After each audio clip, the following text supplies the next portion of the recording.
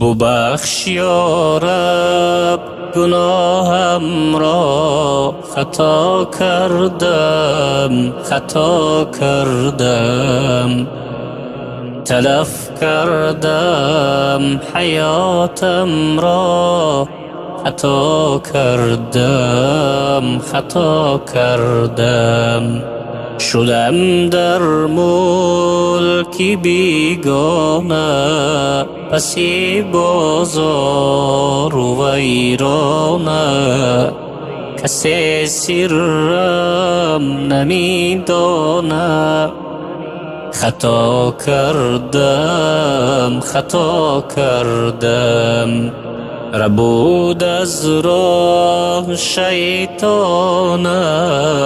پناهم بر تو رحمانم. گذر زین جمله عصیانم، خطا کردم رفیقی بد مرا همدم، بشد زد از رهم هر دم. چرا این کار بد کردم؟ خطا کردم مسلمانی زی من گم شد، پولم چون مار و کژدم شد. بسوختم چو هیزم شد، خطا کردم با وقتی جرم و عصیانم. تو می کردی تماشایم، نکردی خوار و رسوایم.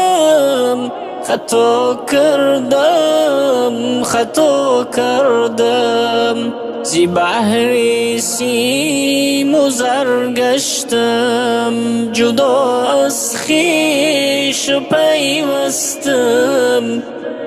بنا پاکان بگیر دستم، خطا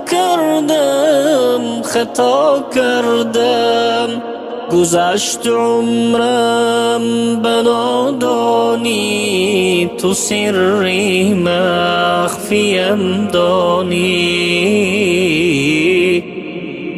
مکن روحم تو زندانی، خطا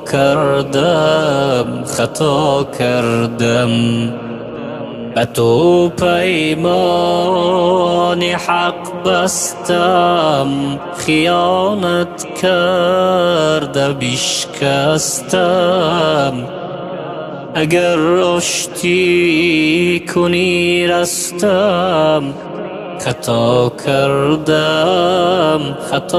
کردم اگر آشتی کنی رستم.